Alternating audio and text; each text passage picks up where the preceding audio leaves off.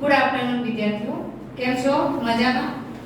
Next લેક્ચરમાં આપણે વૈષ્ણવજન વિશે આપણે ચર્ચા કરી હતી. એમાં આપણે એમની આત્મચરિત્રાત્મક જે રચના છે એની આપણે માહિતી મેળવી હતી. આત્મચરિત્રાત્મક રચનામાં કઈ કઈ હતી? તો આત્મચરિત્રાત્મક રચનામાં પહેલા તો હાર, હુંડી, મામેરું, શ્રાદ્ધ અને વિવાહ. Very good. હવે આમાં આપણે હારની પણ કાલે વાર્તા જોઈ લીધી, હુંડીની પણ જોઈ લીધી અને મામેરાની પણ વાર્તા આપણે જોઈ લીધી કે નરસિંહ મહેતાના જીવનમાં કયા કયા પ્રસંગો બન્યા હતા અને એને આધારિત નરસિંહ મહેતાએ આમાં રચના કરેલી છે અને પોતાના હૃદયનો જે ભાવ છે તે આલેખેલો છે. તો હવે મામેરાની વાત કરી દીધી, ત્યારબાદ આપણે શ્રાદ્ધની વાત જોઈશું કે એમના જીવનમાં એક પછી એક ચડાવ ઉતાર આવતા જતા હતા, પણ તેમ છતાંય નરસિંહ મહેતા સાચા વૈષ્ણવજન છે કે ક્યારેય એમણે પોતાની જિંદગીમાં ન ભગવાનને ફરિયાદ કરી છે કે ન કોઈ દિવસ કોઈ મનુષ્યને ફરિયાદ કરી છે. જેવું સ્થિતિ હોય, જેવું મન હોય એ રીતે પોતાનો દિવસ પસાર કર્યો છે. હારમાં પણ તમને ખબર છે, આપણે વાત કીધી હતી કે પારખા થાય છે કે ભગવાન કઈ રીતે તમારી મદદ કરે છે, તો એમાં પણ એક કસોટીમાંથી પાર ઉતરે છે. હુંડીમાં પણ લોકો એમની મજાક ઉડાવે છે કે નરસૈયો મારો નગર શેઠ છે, હુંડી લખી આપશે, તો એમાં પણ ભગવાન એમની મદદ કરે છે. મામેરું તો કુંવરબાઈના શ્રીમંતનો જે પ્રસંગ છે એમાં પણ કુંવરબાઈના સાસુને જેટલી પહેરામણી જોઈતી હોય છે એટલી પહેરામણી ભગવાન પૂરી પાડે છે અને નરસૈયાનું કામ કરે છે. હવે શ્રાદ્ધ એટલે હિન્દુ સંસ્કૃતિમાં એવો રિવાજ છે કે કોઈ પણ વ્યક્તિનું મૃત્યુ થાય તો એની શ્રાદ્ધ ક્રિયા કરવી પડે. જે દિવસે એનું શ્રાદ્ધ આવતું હોય એ દિવસે એની વિધિ કરવી પડે છે અને બ્રાહ્મણોને જમાડવા પડે છે. હવે આમાં એવું થાય છે કે હંમેશા એવું બનતું હોય છે કે બાપ હોય ને એના દીકરાને કદાચ યાદ હોય કે ના હોય, પણ એની પત્નીને તરત યાદ હોય કે આપણા પિતાજીનું આજે શ્રાદ્ધ છે. તો નરસિંહ મહેતાને પણ એવું જ થાય છે કે નરસિંહ મહેતાને યાદ નથી હોતું કે પિતાજીનું શ્રાદ્ધ ક્યારે છે, પણ માણેકબાને યાદ હોય છે અને માણેકબા રાત્રે નરસિંહ મહેતાને કહે છે કે કાલે પિતાજીનું શ્રાદ્ધ છે, એટલે જરા વહેલા ઉઠી અને દુકાનમાંથી ઘી લઈને આવજો. નરસિંહ મહેતાએ હા કહી અને સવારમાં વહેલા ઉઠી અને તપેલી લઈ અને ઘી લેવા માટે જાય છે. જતા જતા માણેકબા એવું કહે છે કે ઘી લેવા જાઓ છો પણ બ્રાહ્મણોને જમવાનું આમંત્રણ પણ આપવું પડશે. એટલે નરસિંહ મહેતા કહે છે કે ઘી લઈને આવું પછી આમંત્રણનું થાય ને, પણ માણેકબા કહે છે કે ના, નિમંત્રણ દેતા જ આવજો. નરસિંહ મહેતા કહે છે કઈ વાંધો નહીં, નિમંત્રણ આપી દઈશ. પણ દુનિયા એટલી નઠારી છે કે સારા માણસનું કોઈ સબૂત થતું નથી, કારણ કે સ્વાર્થની ભરેલી આ દુનિયા છે. એમાં બને છે એવું કે જે કરિયાણાની દુકાનવાળા ભાઈ હતા એ નરસિંહ મહેતાને દૂરથી આવતા જોવે છે અને જનરલી શ્રાદ્ધની જે એ આખો પક્ષ છે 15 દિવસ, એટલે ખબર જ હોય કે એના ઘરે કંઈક ને કંઈક બનાવવાનું હોય તો જ તપેલી લઈને આવે. હવે નરસિંહ મહેતાને જોવે છે એટલે દુકાનવાળાએ ઘીની તપેલી હાથમાં જોઈ એટલે ખબર પડી ગઈ કે ઘી લેવા જાવ તો લાડવા માટે, કારણ કે પહેલાના જમાનામાં એટલું ગુલાબ જામુન, માવા મીઠાઈ ને એવું કંઈ હતું નહીં. જનરલી ભોજનની વ્યવસ્થા હોય એટલે લાડુ જ હોય. બહુ શ્રીમંત ઘર હોય તો દૂધપાક થાય કે બાસુંદી થાય કે બીજું કંઈ ઇતર સ્વીટ થાય, બાકી જનરલી તો લાડવા જ હોય. એટલે શું કરે છે દુકાનવાળો કે ઘીનો ડબ્બો હોય છે ને એમાંથી 2-3 ટીપા બહાર પાડી દે છે. હવે એની ચાલાકી શું છે એ હવે આપણને ખબર પડે. નરસિંહ મહેતા આવે છે અને રાધે કૃષ્ણ કહે છે અને પછી કહે છે કે આમાં મને થોડું ઘી આપો ને. એટલે પેલા ભાઈ કે શું કામ છે? એટલે કે કઈ નહીં, મારા પિતાજીનું શ્રાદ્ધ છે એટલે મારે જમણવાર કરવો છે, એટલે એના માટે મારે ઘી જોઈએ છે. નરસિંહ મહેતા એવું કહે છે પછી તમારા પૈસા આપી દઈશ. દુકાનનો માલિક એવું કહે છે કે તારી પાસેથી મારે પૈસા નથી લેવા, હું હમણાં તને ઘી આપી દે, પણ જો ને ઘીના ડબ્બામાં ઉંદરડી પડી હતી, મેં હમણાં જ કાઢી, જો અહીંથી ગઈ છે, જો એના નિશાન પણ છે, એમ કરીને પોતે જે ઘીના ટીપા ઢોળ્યા હતા ને એ નરસિંહ મહેતાને બતાવી દે છે. નરસિંહ મહેતા એટલા ભોળા હતા કે એમને એ પણ ખ્યાલ નથી આવતો કે આ દુકાનદારની ચાલાકી છે. નરસિંહ મહેતા ત્યાંથી આગળ જાય છે. દરેક દુકાનવાળા બિચારાને કાંઈ ને કાંઈ બાનું નરસિંહ મહેતાને બતાવી દે છે. અને નરસિંહ મહેતા એટલા ભોળા હતા કે એમને એવી નથી ખબર પડતી કે આ દુકાનવાળા બધાય મને ઉલ્લુ બનાવે છે. જેવું દુકાનવાળા કે તે માની લે હા એ સાચું જ હશે, એની પરિસ્થિતિ આ છે ને કદાચ ઘી મને નહીં આપી શકતા હોય. નરસિંહ મહેતા લગભગ કલાક દોઢ કલાક જેવું આખી બજારમાં ફર્યા, પણ નરસિંહ મહેતાને કોઈએ ઘી આપ્યું નહીં. હવે એમાં બને છે એવું કે ગામનો એક ભાઈ હતો, એની બાની એવી ઈચ્છા હતી, એની માની મરણ શૈયામાં હતા, એમને એવી ઈચ્છા હતી કે મારે નરસિંહ મહેતાના મુખેથી ભજન સાંભળવા છે. એટલે નરસિંહ મહેતાને શોધતા શોધતા એ બજારમાં નીકળે છે અને નરસિંહ મહેતા મળી જાય છે. બને છે એવું કે નરસિંહ મહેતાને બોલાવે છે કે મહેતાજી અહીંયા આવો ને, કામ છે. નરસિંહ મહેતા કહે છે શું કામ છે? તો એ ભાઈ એવું કહે છે કે મારી માતાને એવી ઈચ્છા છે કે હું રહું કે ના રહું, ઉપર જાઉં એ પહેલા મારે નરસિંહ મહેતાના મુખેથી ભજન સાંભળવા છે. નરસિંહ મહેતા કે પણ આજે હું નહીં આવી શકું. પેલા ભાઈ કે કેમ? તો કે આજે મારા પિતાજીનું શ્રાદ્ધ છે અને હું સામાન લેવા માટે આવ્યો છું, માટે મારાથી અવાશે નહીં. પેલા ભાઈ કે એક જ ભજન ગાજો. પણ નરસિંહ મહેતા કે હું એક જ ભજન ગાઉં એવું બની શકે નહીં, કારણ કે એક જ ભજન હું ગાઉં એવું મારાથી બનશે નહીં, કારણ કે મને ભજનની જ્યાં લગ્ન લાગે પછી મને સમયનું ભાન રહેતું નથી. પેલા ભાઈ બહુ વાજીજી કરે છે અને નરસિંહ મહેતાને શું થાય છે કે ના ના ચલો ને એક ભજન ગાઈને હું આવતો રહું. નરસિંહ મહેતા ઘીની તપેલી ખાલી જ છે, પણ તેમ છતાંય ભજન ગાવા એ ભાઈના ત્યાં પહોંચી જાય છે. અને ભજનમાં એવી તો લત લાગે છે કે નરસિંહ મહેતાને ભાન રહેતું નથી કે પિતાજીનું શ્રાદ્ધ છે. આ બાજુ ભગવાનને ચિંતા થાય છે.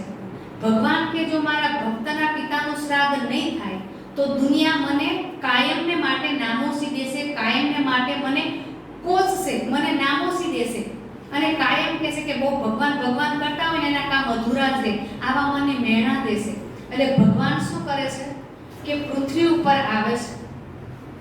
નરસિંહ મહેતા જ્યાં સુધી રહ્યા ત્યાં સુધી જૂનાગઢની ધરતી બહુ પવિત્ર હતી. એનું કારણ છે અનેકવાર જૂનાગઢમાં ભગવાન આવેલા છે. જૂનાગઢની જે ધરતી છે ને એ તો અસંખ્ય વાર ભગવાનના પદ ચિહ્નથી પાવન થયેલી છે.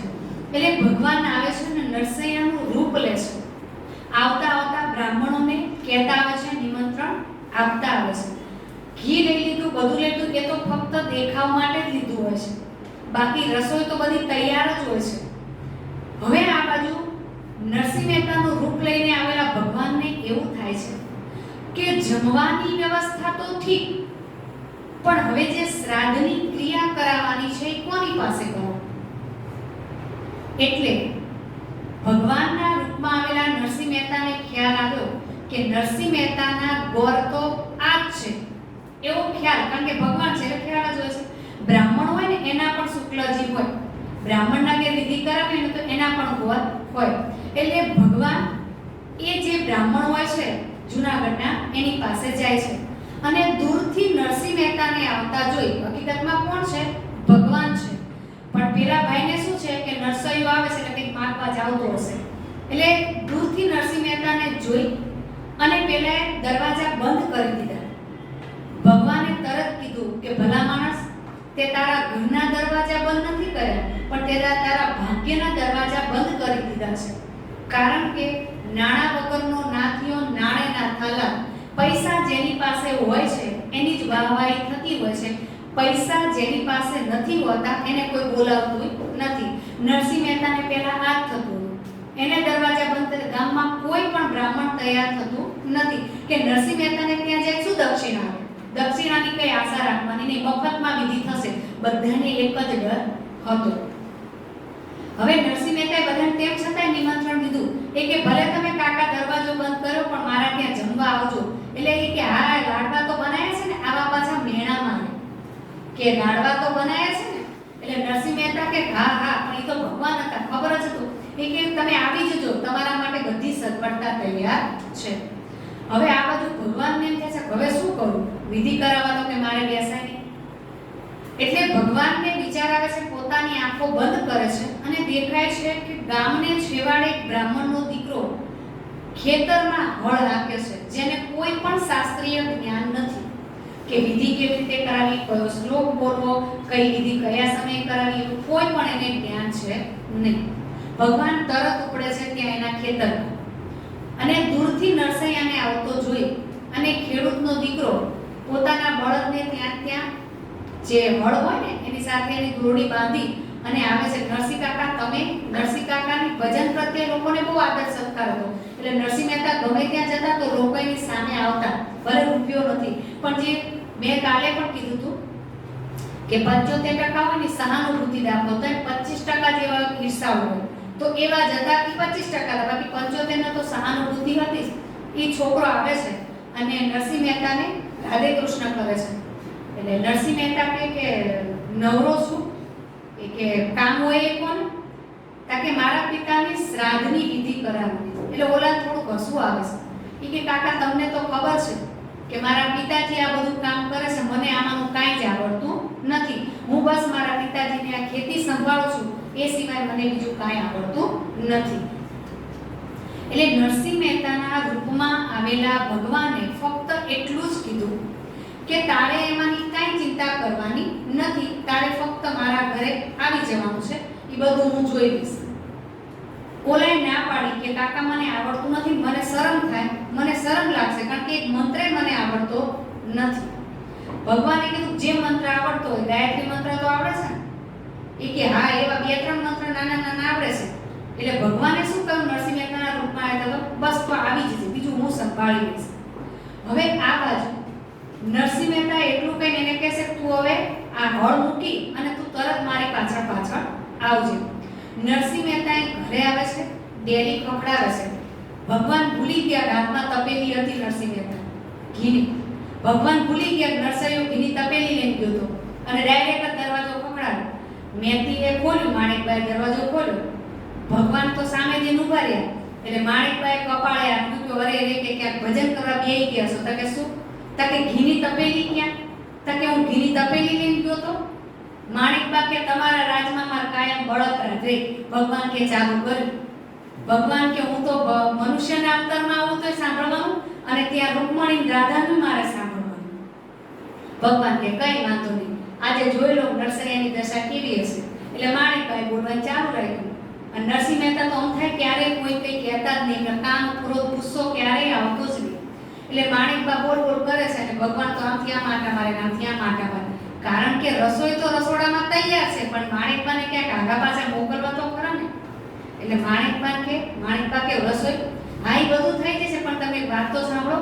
માણેકબા કે શું, તો કે આપણે ઉપર બાજોટ પડ્યા છે ને મેળા ઉપર, એમાં એક સોનાનો બાજોટ હશે. તો કે બાજોટ લઈ આવો ને. ભગવાને પાછા ઘોડા પડ્યા. ભગવાનને એવું ના થયું, માણેકબાને તો ખબર હશે કે મારા નાકની ચૂંટે સોનાની નથી, તો બાજોટ ક્યાંથી સોનાનું હોય. એટલે માણેકબા કે અહીંયા તો નરસિંહ મહેતા કે શું. એટલે ભગવાન નજીક જઈને પૂછે છે શું કહો છો. કે મારા બાપના ઘરની સોનાની વાળી હતી ને નાકમાં, એ નથી. તો સોનાનું બાજોટ કોણ લાવી રાખ્યું છે, સોનાનું બાજોટ કોણ તમારા પિતાજી મૂકી ગયા છે.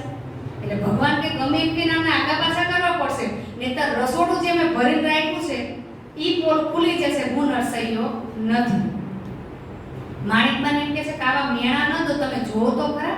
એવું ના હોય કે ઘર ખાલી હોય એટલે બધું ખાલી હોય. જો તમે એકવાર કદાચ તમારું ધ્યાન નહીં હોય છે તે મારા પિતાજી વારસાગતમાં મળેલું છે.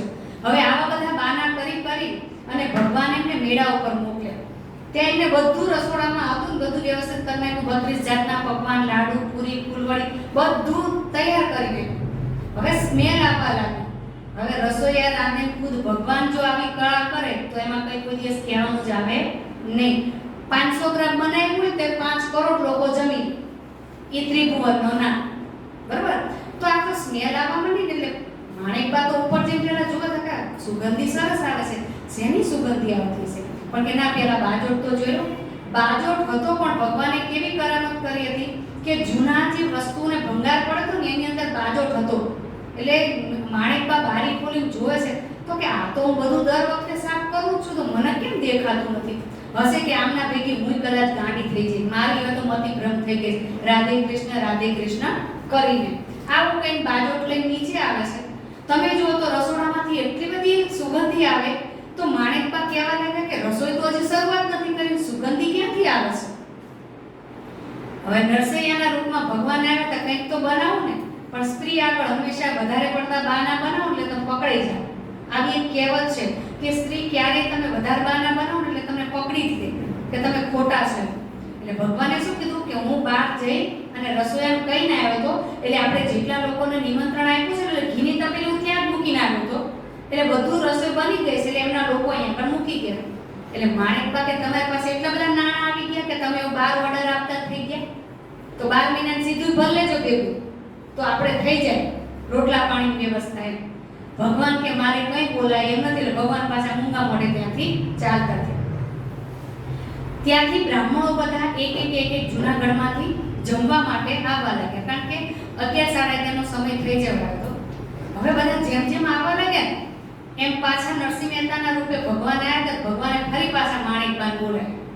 અહીંયા મને નામ તો દેતા જ નથી, કારણ કે નરસિંહ મહેતા નથી, કોણ છે? ભગવાન છે. એટલે કે અહીંયા આવશો તો કે શું? તાકે અંદર પટારો પડ્યો છે ને, પટારાની ઉપર મોટી તાંબાની ત્રાસ છે, એમાં એક રેશમી પીતાંબર અને એક સુવર્ણ મુદ્રા પડી છે, લઈ આવો. હવે ફરી પાછા માણેકબાનું મગજ શું થયું? ઈ કે સોનાની વાળી નથી, આ સોનાનો બાજોટ નીકળ્યો, એટલે એવું ના માનશો કે આપણા ઘરમાં ધનના ભંડાર છે, કાંઈ છે નહીં. તો હું તમને ઘી લેવા મોકલું? ભગવાન કે તમે જાઓ તો ખરા, જોવો પછી મન કહો.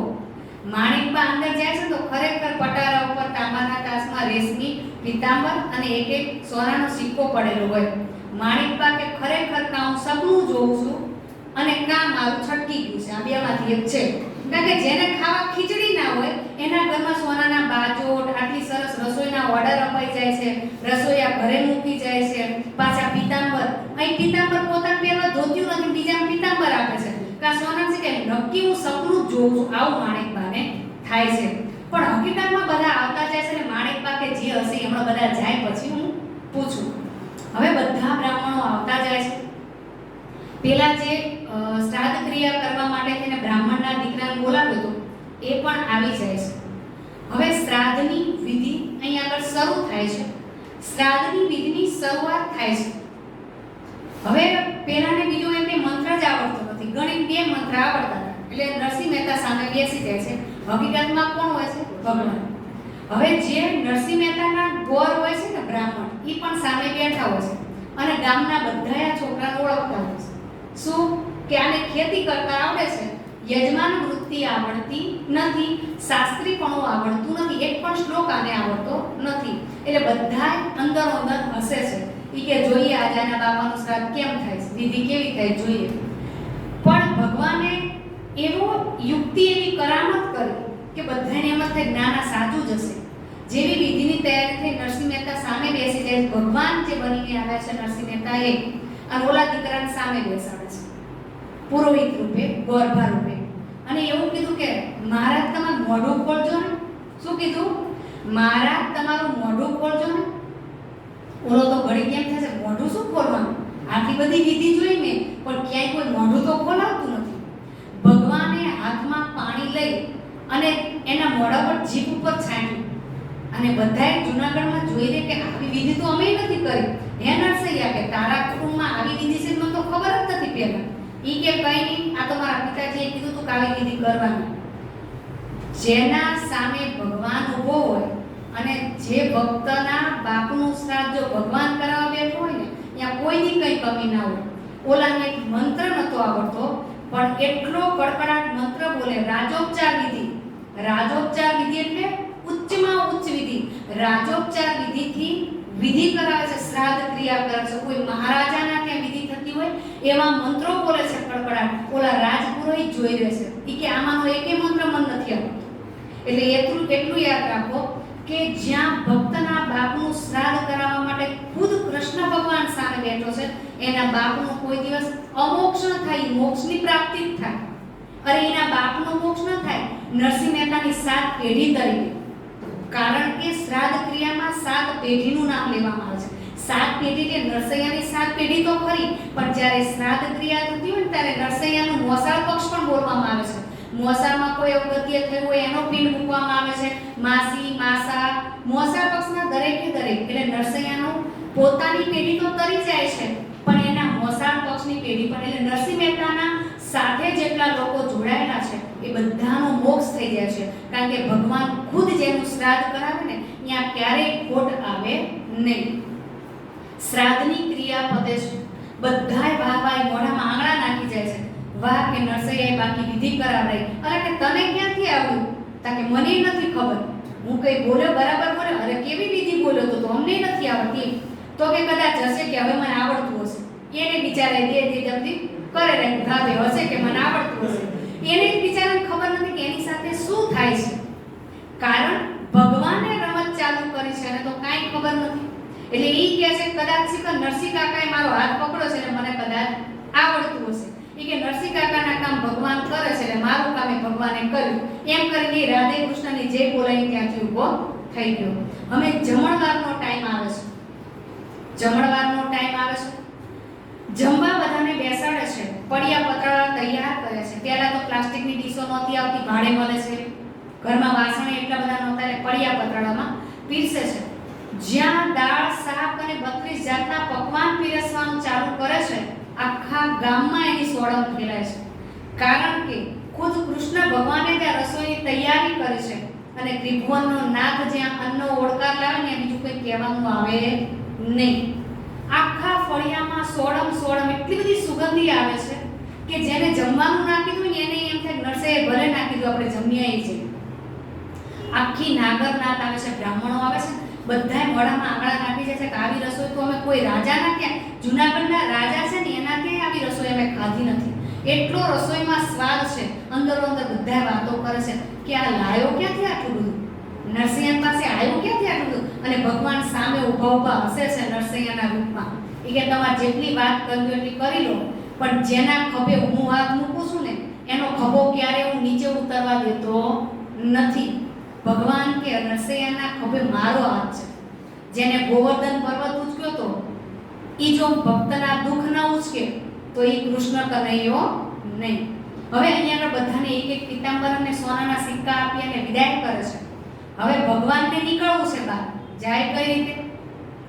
ભગવાન કે માણેકબા ક્યાંક આગા પાછા જાય તો નીકળે. માણેકબા કે બધાએ જમી લીધું છે ને, રસોડામાં રસોઈ વધી હોય ને એની કંઈક સગવડતા કરી નાખો, કાં કોકને આપી દો ને કાં પેલા કાઢી લો. હકીકતમાં રસોઈ વધી હતી નહીં તો પાછી રસોઈ પાછી શું હોય? અખૂટ હોય, અક્ષય પાત્ર હોય. એ તો ભગવાન હોય ત્યાં સુધી એક 500 ગ્રામ બનાવ્યું હોય તો 5 કરોડ વ્યક્તિ ખાય તો એ ના ખૂટે. પણ પછી જો ભગવાન જતા રહે ત્યાં રહે તો આજીવન રહે. આજીવન મીન્સ કે નરસોઈઓ ના રહે તો એ ત્યાં આખો ભંડાર રહે. પણ ભગવાને તો બધું સંપૂર્ણ જ કરી નાખ્યું. પણ ભગવાને ખાલી કીધું જાઓ રસોઈ વધી હોય ને તો એની કંઈક સગવડતા કરી નાખો. જેવા માણેકબા અંદર ગયા રસોડામાં એવા તરત જ ભગવાન અદ્રશ્ય. હવે આ બાજુ થાય છે એવું કે નરસિંહ મહેતાને પેલા ભાઈ જે ભજન કરવા લઈ ગયા હતા એ ભાઈએ કીધું કે મહેતાજી તમે કીધું નતું તમારા પિતાના શ્રાદ્ધ છે, તમારા ઘરે નતું? હા કે હું તો ભૂલી જ ગયો. હવે નરસિંહ મહેતા ત્યાંથી તપેલી લઈને પાછા આવે છે. માંડ કરી ઓલા ભાઈ કંઈક ઘીની સગવડતા કરી હતી એટલે અડધી તપેલી જેવું ઘી લઈને આવે છે. હવે નરસિંહ મહેતા એટલા ભોળા હતા કે આપણા જેવો કોઈ તો નજરે કરે ક્યાં કે પડિયા પતરાળા પડ્યા છે બધા જમીન ગયા છે. પણ નરસિંહ મહેતાના મગજમાં એક જ હતું કે સીધે આપણે ક્યાં જવું? ઘરમાં. કારણ કે મોડું થઈ ગયું છે ને નેતી પાછા ખીજાશે કે એ અત્યાર સુધી હોય ને આમ છે તેમ છે. એટલે નરસિંહ મહેતા તો સીધું ડેલી ખખડાવ્યું એટલે માણેકબા આવ્યો. એટલે માણેકબાએ પહેલા દરવાજો ખોલ્યો ને એટલે હાથમાં ઘીની તપેલી જોઈ. એટલે પછી પાછા માણેકબા તો કપાળે હાથ મૂકી કે આ નક્કી મને ગાડી કરી નાખશો તમે. શું કીધું? આ નક્કી તમે મને ગાડી કરી નાખશો. તો કે કેમ? તો કે ઘીની તપેલી શું કામ લઈને આવ્યા? એટલે નરસિંહ મહેતા કે ઘીની તપેલી તમે જ નહોતું કીધું કે બાપુજીનું શ્રાદ્ધ છે તો ઘી લઈને આવજે? તો ઘી તો લાગવું ને મારે. તારે કે તમે બહાર જોયું નહીં? પડિયા પતરાળા પડ્યા. તો કે કોને જમાડે? તો કે તમે પોતે જ તે. આ બધાને જમાડ્યા, પીતાંબર રેશમી આપ્યા, બધાને સોનાના સિક્કા આપ્યા. તો એ કોણે કર્યું? નરસિંહ મહેતાને ખબર પડી જાય છે. એ કે જમ્યા ક્યાં? તો કે અહીં. તો કે હું ક્યાં ઊભો હતો? તાકે તમે એ ઊભા હતા. પછી કે બીજે હું ક્યાં ગયો તો? તાકે તમે રસોડામાં ગયા હતા. તાકે બીજે? તાકે બસ રસોડાથી તમે એક ક્રિયા કરવા બેઠા હતા, શ્રાદ્ધ ક્રિયા. નરસિંહ મહેતા ત્યાં દંડવત થઈ જાય છે અને માથે ધૂળ ચડાવે છે અને આંખમાંથી આંસુની ધાર થાય છે. બાકી નરસિંહ મહેતા અત્યાર સુધી ક્યારેય રોયા નથી. નરસિંહ મહેતા રડવા લાગે છે અને એવું કહે છે કે મારા બાપનું શ્રાદ્ધ કરવા માટે મારા ભગવાનને આવવું પડે. આટલી વેટ તો કરાવું છું, હજી પાછી શું બાકી રહી ગયું હશે? તો મારા ઘરના કામ કરવા મારા ભગવાનને આવવું પડે. મેતીને કહે છે ખરેખર હું ભજન કરવા બેસી ગયો હતો અને મારો ભગવાન આવીને મારા બાપનું શ્રાદ્ધ પતાવીને ગયો છે. હવે તો આ બોજારૂપ મને લાગે છે. હવે મને એમ થાય છે કે આ દુનિયામાંથી હું વિદાય લઈ લઉં તો સારું. એટલે નરસિંહ મહેતા આ રીતે ચોખવટ કરે છે મેતીને. પણ મેતીએ બહાર જેમ કહેતા નથી કે અમારા પિતાજીનું શ્રાદ્ધ કરવા ભગવાન આવ્યા તેમ. કારણ કે જેવા પોતાના પતિ છે એવા જ માણેકબા કેવા છે? આત્મસંયમી છે. પોતાના વખાણ ક્યારેય બીજાની પાસે કહેવા નથી. આમ થાય કે તમે કોણ જેના સાથે રહો ને એના રંગમાં તમે રંગાઈ જાઓ. તમે કોલસા સાથે રહો તો કાળા થઈ જાઓ છો. તમે કંકુ સાથે રહો તો કંકુવાળા થઈ જાઓ છો. સારા સાથે રહો તો તમારા સ્વભાવમાં ચોક્કસ ફેર પડે છે. તો આવી રીતે શ્રાદ્ધનો પ્રસંગ નરસિંહ મહેતાનો પતાવવા માટે ભગવાન આવે છે. ત્યારબાદ વિવાહ. વિવાહ એટલે શામળ શાહનો વિવાહ. નરસિંહ મહેતાના પુત્ર શામળ શાહનો વિવાહ હોય છે. પહેલા તો એવું કંઈ હતું નહીં કે ગાડી હોય કે 4 વ્હીલર લઈ જવું કે એવું કંઈ તો હતું નહીં. એટલે મેરેજ થતા પણ આટલા બધા જેટલા અત્યારે ખર્ચા થાય છે એવા ખર્ચા નહીં. બહુ શ્રીમંત ઘર હોય ને તો ફટાકડા તો હતા જ નહીં, બરાબર. બહુમાં શું લાવે? ઢોલ લાવે ને ઢોલવાળો એક હોય તો એકની બદલે 5-6 હોય, બહુ શ્રીમંત ઘર હોય તો. અને સોનું વધારે ચડાવે. અથવા તો 12 જાન લઈને જવાનું હોય તો ગરીબ વ્યક્તિ હોય 3 ગાડા જોડે, શ્રીમંત હોય તો 10 ગાડા જોડે. કારણ કે એના ઘેર જવાની બધાની તાલાવેલી હોય કે એના ઘેર જમણવારે સારો હશે, બરાબર ને. ગરીબ હોય એના ત્યાં કોઈ ન હોય. હવે ધીમે ધીમે શામળ શાહના વિવાહનો પ્રસંગ નજીક આવે છે. હવે પ્રસંગમાં થાય છે એવું કે સામેવાળા વ્યક્તિને ખબર હોય છે કે નરસૈયાનું ઘર ગરીબ છે. એ વખતે તો જ્યારે શામળ શાહનો હતો ને ત્યારે તો એમની ઘરની સ્થિતિ સારી હતી. પણ જેમ જેમ ઘરમાંથી સભ્યો ઓછા થયા ને એમ નરસિંહ મહેતાનું ઘર પણ ધીમે ધીમે એવું થવા લાગ્યું. કેમ? કારણ કે નરસિંહ મહેતા એકલા ભક્તિમય જ રહેવા લાગ્યા. જ્યારે પરિવારમાં સભ્યો હતા ત્યારે એમને એવું હતું બધાને ખવડાવીશું એટલે થોડી ઘણી કામગીરી કરતા હતા. યજમાન વૃત્તિને કામ નાનું મોટું ગમે તે મળી કરતા. પણ ધીમે ધીમે શું થયું કે કુંવરબાના પણ લગ્ન થઈ ગયા. હવે શામળ શાહના પણ વિવાહ નજીક આવે. કેમ કે જ્યારે સંબંધ થયો ત્યારે ચોખ્ખું કીધું કે મારી પાસે બીજું કાંઈ જ નથી, રહેવા માટે આ ઝૂંપડું એક જ છે, બીજુમ કાંઈ છે નહીં. પણ પહેલાના જમાનામાં એવું હતું કે વર જોતા હતા, ઘરને જોતા નહીં. છોકરો કેવો છે ઈ જોતા. એમ કહેતા કે વરમાંથી ઘર થાય, ઘરમાંથી વર ન થાય. કરોડો રૂપિયાની હવેલી હોય પણ દીકરો જ સક્ષમ ન હોય, સંસ્કારી ન હોય તો શું કરવું? બરાબર ને. અત્યારે ઘર જોવાય છે, બરાબર ને. પહેલા શું જોવાતું હતું? દીકરો જોવાતો હતો એટલે દીકરીઓ સુખી હતી. એટલે એ વખતે કે કાંઈ વાંધો નહીં, તમારો દીકરો વ્યવસ્થિત છે, તમારું ખોડું વ્યવસ્થિત છે એટલે અમારી દીકરી દેવી છે. હવે આ રીતે લગ્નના દિવસો નજીક આવે છે. પણ નરસિંહ મહેતાનું ખાતું એવું કે કોઈ પણ કામ હાથમાં લીધું હોય જો ભજન યાદ આવી જાય ત્યાં બેસી ભજન ગાવા લાગી જાય. પણ અહીં આગળ નરસિંહ મહેતાને ઉત્પાદ જરાય નથી કે શામળ શાહના વિવાહ અઠવાડિયું બાકી રહ્યું છે પણ માણેકબાને દિવસ રાત ઊંઘ આવતી નથી. કારણ કે પાસે પૈસો હોય તો તમે તાત્કાલિક બધી વ્યવસ્થા કરી શકો, પણ જો પાસે પૈસો જ નથી તો તમે કઈ રીતે વ્યવસ્થા કરી શકો? હવે માણેકબાએ એક દિવસ નરસિંહ મહેતાને કીધું કે હવે તો આ લગ્ન કંકોત્રી પણ છપાઈ ગઈ છે, તો હવે આપણે ઘરમાં સીધું સામાન લાવવું કે નહીં? તમે બળદગાડાવાળાને કીધું કે નહીં? આપણે ડમણીઓ લઈને જવું પડશે, તમે કીધું? નરસિંહ મહેતા ફક્ત એટલું જ કહેતા હતા તમે ચિંતા ના કરો, બધું કામ એના સમયે થઈ રહેશે. પણ સ્ત્રી જાતિ છે ને એટલે ચિંતા તો રહે જ. કોઈ પણ ઘરમાં કામ હોય તો કોઈને ઉત્પાદ ન હોય પણ ઘરમાં જેટલી લેડીઝ હોય ને બધાને ચિંતા રહે. એટલે માણેકબા તો પોતાની રીતે બધી તૈયારી કરે છે પણ ઘરમાં એટલો સામાન જ નથી કે બધાને જમાડી શકે, બધાને ડમણીયામાં લઈ જઈ શકે, કે વહુને 2 દાગીના ચડાવી શકે, ઘરેણાં ચડાવી શકે. એટલી પણ એમની પોઝિશન સારી નથી. હવે આ બાજુ લગ્નની કંકોત્રી જે છે એ મંદિરિયામાં મૂકે છે. મેં કાલે પણ કીધું હતું કે તમે જ્યારે કહો કે એક કહેવત છે કે ભૂતનું રહેઠાણ ક્યાં, તો કે આંબલી. અને નરસિંહ મહેતાને તમારે ગમે ત્યાં શોધવું હોય તો આખા ગામમાં ક્યાંક ભજન હોય તો ત્યાં મળી જાય, અને ઘરમાં તમારે ગમે તે એમને જોવા હોય તો એ મંદિર આગળ જ હોય. લગ્નની કંકોત્રી મૂકી દે છે અને લગ્ન વિધિ પતાવવા માટે થઈ અને ભગવાન કૃષ્ણ સ્વયં આવે છે.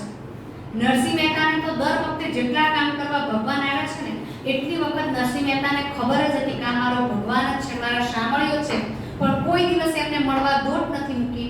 કોઈ વ્યક્તિને એમને કીધું નથી કે આ મારો ભગવાન જ છે. જેટલી વખત કોઈએ એમને એવું કીધું કે આ કોણ છે, એટલી વખત નરસિંહ મહેતાએ એવું જ કીધું છે કે મારા સગા છે. અને શામળસાના વિવાહ પતાવવા માટે પણ રાધા, રૂકમણી અને કૃષ્ણ ભગવાન આવે છે. અને એવી તો એની જાન જોડે છે કે ગાડા જોડે છે તો બળદ જે હોય છે એની ઝૂલ હોય છે. ઝૂલ કોઈ જોયું હોય તેની પીઠ ઉપર છે ને આમ બે બાજુ લટકાવેલું હોય કાપડ, એની ખાનમાં ત્રિકોણ આકાર લગાવેલું હોય, એની વાત છે. તો એ ઝૂલ અને સિંગડીઓ પણ તમે ક્યાંક જોયું પિક્ચરમાં પણ બતાવેલું, સિંગડીઓ ભરેલી હોય સિંગડા ઉપર. એવી રીતે તો બધા ગાડા જોડેલા હતા, ડમણિયા જોડેલા હતા અને હાથીની અંબાડી ઉપર શામળસાને બેસાડેલો હતો.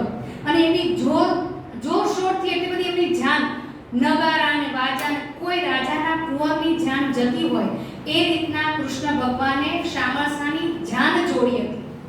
અને હેમખેમ એના લગ્ન પતાવી અને જે ઘર સુધી એ પરત ફર્યા હતા. ગામ લોકોએ બધાએ કીધું કે તમારા કયા સગા છે? ત્યારે નરસિંહ મહેતા એક જ કહેતા કે દૂરના સગા છે, મને ખબર નથી, પણ અમારે કંઈક સગું થાય છે, પણ મારા પિતાજીએ કંઈક પુણ્ય કર્યા હશે એટલા માટે થઈને એમને આવા સગા મળ્યા છે. બસ બધાના એક જ વસ્તુ કહેતા, એમને ક્યારેય એવું નથી કીધું કે મારી ભક્તિના પ્રતાપે કે મારી ભક્તિના પુણ્યના હિસાબે અમને આવા સગા મળે છે. એવું કીધું કે મારા પિતાજીના પુણ્યના કારણે અમને આવા સગા મળ્યા છે. શામળસાનો વિવાહ, આટલી વાત, વિવાહની વાત તો બહુ લાંબી છે. આમ તો આપણે કહેવા જઈએ તો આપણે 10-15 દિવસ થઈ જાય, પણ એમને જે સ્વયં રચી છે એમાં એટલી બધી વાર લાગે. પણ આ ટૂંકમાં તમને કહી દીધું કે ભગવાન જેનો વિવાહ કરાવવા માટે આવે છે એમાં કોઈ જાતની કચાશ રહેતી નથી. તેમ છતાંય કુદરત આગળ કોઈ ડાયું નથી. તેમ છતાંય શામળસાનું અકાળે દેહાવસાન થઈ જાય છે.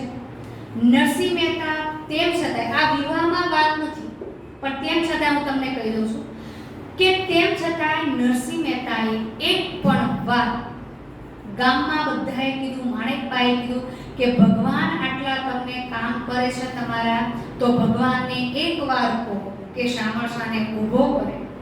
પણ નરસિંહ મહેતાએ મોઢામાંથી એકવાર એવું નથી કીધું કે ભગવાન તું મારા શામળસાને ઊભો કર.